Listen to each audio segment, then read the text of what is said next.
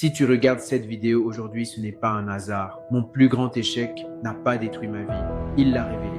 Pendant longtemps, j'ai eu honte de cette chute. Je me cachais. Mais à ce moment précis, quand tout s'est effondré autour de moi, j'ai compris une chose fondamentale. Je n'avais plus aucune excuse. J'ai tout donné et j'ai tout perdu. Des années de travail acharné, toute mon énergie, chaque centime que j'avais mis de côté, tout s'est évaporé en un instant. Je pensais avoir trouvé la bonne voie. J'en étais convaincu. Mais au final, je me suis retrouvé seul, dans le froid, face à mes erreurs. Le silence qui suit un échec est assourdissant. Les messages s'arrêtent.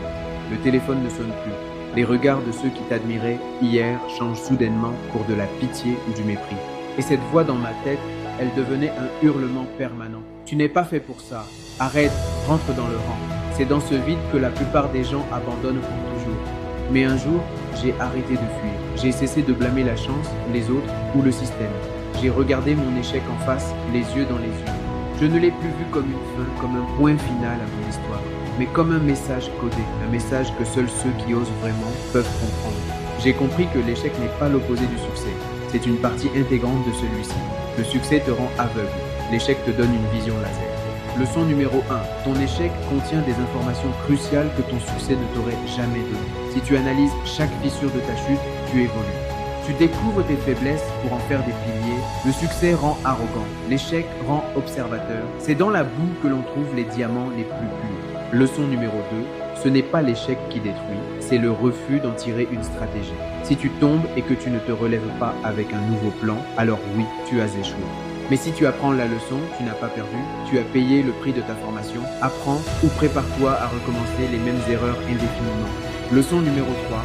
Revenir après une chute te rend infiniment plus dangereux que celui qui n'est jamais tombé.